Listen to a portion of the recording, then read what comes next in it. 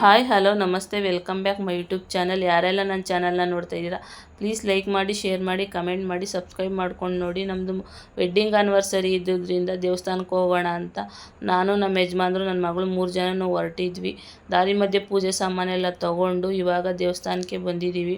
ನಾವಿಲ್ಲಿ ಕೇಮದೊಡ್ಡಿ ಹತ್ರ ಇರೋ ಆತ್ಮಲಿಂಗೇಶ್ವರ ದೇವಸ್ಥಾನಕ್ಕೆ ಬಂದಿದ್ದೀವಿ. ನೋಡಿ, ಇವಾಗ ಮೆಟ್ಲು ಹತ್ಕೊಂಡು ಹೋಗ್ತಾ ಇದ್ದೀವಿ. ಇಲ್ಲಿ ಎಡಕ್ಕೆ ಆಂಜನೇಯ ಸ್ವಾಮಿ, ಬಲಕ್ಕೆ ನಂದಿ ವಿಗ್ರಹ ಇದೆ. ಈ ಮೆಟ್ಲು ಹತ್ಕೊಂಡು ಹೋಗ್ಬೇಕಾದ್ರೇ ಅದಕ್ಕೆಲ್ಲ ನಮಸ್ಕಾರ ಮಾಡ್ಕೊಂಡು ನೋಡಿ, ಎಂಟ್ರೆನ್ಸ್ ಈ ರೀತಿ ತುಂಬ ಚೆನ್ನಾಗಿದೆ.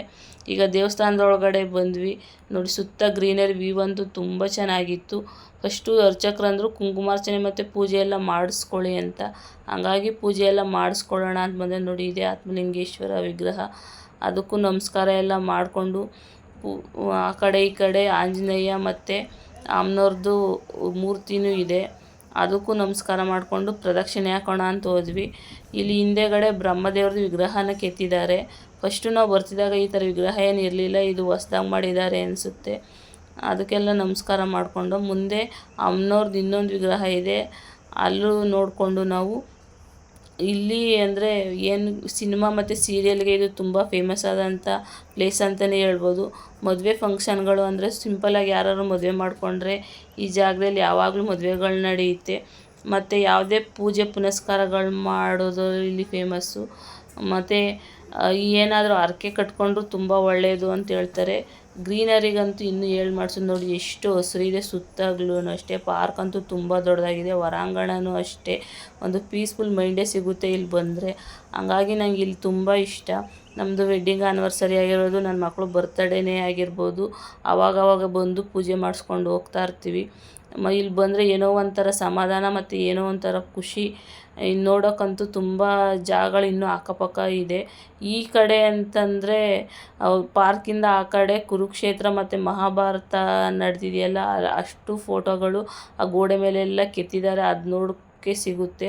ನಾನು ಒಂದಷ್ಟು ಪಾರ್ಕಲ್ಲಿ ಫೋಟೋಗಳೆಲ್ಲ ತೆಗೆಸ್ಕೊಂಡಾದಮೇಲೆ ಇನ್ನೊಂದು ಸಲ ದೇವ್ರಿಗೆಲ್ಲ ನಮಸ್ಕಾರ ಮಾಡಿಕೊಂಡು ಇಲ್ಲಿ ಎಂಟ್ರೆನ್ಸಲ್ಲೇ ಗಣಪತಿ ವಿಗ್ರಹ ಇದೆ, ಅದಕ್ಕೂ ನಮಸ್ಕಾರ ಮಾಡ್ಕೊಂಡು ಮತ್ತು ಇದಕ್ಕೂ ಇನ್ನೊಂದು ಸಲ ನಮಸ್ಕಾರ ಎಲ್ಲ ಮಾಡಿಕೊಂಡು ಸರಿ ಇನ್ನೇನು ಟೈಮ್ ಆಯ್ತಲ್ಲ ಅಂತ ಅಂದ್ಬಿಟ್ಟು ಹೊರಟ್ವಿ. ನಾವಿಲ್ಲಿ ಮಂಡ್ಯಕ್ಕೆ ಬರಬೇಕಿತ್ತು, ಅಲ್ಲಿಗೆ ಬಂದ್ವಿ.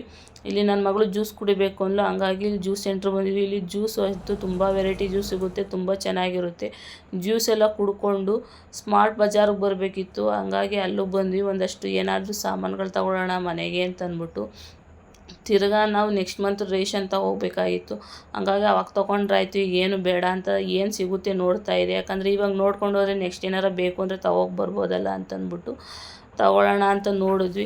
ಸರಿ, ನನ್ನ ಮಗಳು ಸ್ಕೂಲ್ಗೆ ಅಡ್ಮಿಷನ್ ಆದರೆ ನನಗೇನಾದ್ರೂ ಯೂಸ್ ಆಗುವಂಥದ್ದು ಅಂದರೆ ಪೆನ್ಸಿಲು, ರಬ್ಬರು, ಕಲರ್ ಪೆನ್ಸಿಲ್ಗಳು, ಈ ಥರ ಐಟಮ್ಗಳು ಒಂದು ಸೈಡಲ್ಲಿ ಇಟ್ಟಿದ್ರು. ಅದನ್ನು ನೋಡ್ತಾ ಇಲ್ಲ ಅವಳು ಇಷ್ಟ ಅದನ್ನು ಅವಳು ಪರ್ಚೇಸ್ ಮಾಡಿದ್ಲು.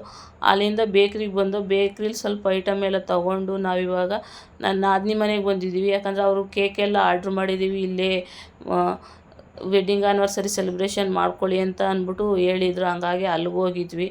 ಅವರೇ ಕೇಕೆಲ್ಲ ತಂದು ಆ್ಯನಿವರ್ಸರಿ ಸೆಲೆಬ್ರೇಷನ್ ಎಲ್ಲ ಮಾಡಿದ್ರು.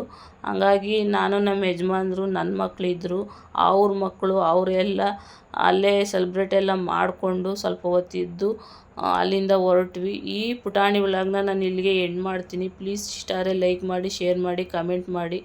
ಮತ್ತೆ ಹೊಸ ವಿಡಿಯೋದೊಂದಿಗೆ ಸಿಗ್ತೀನಿ. ಅಲ್ಲಿವರೆಗೂ ಥ್ಯಾಂಕ್ ಯು.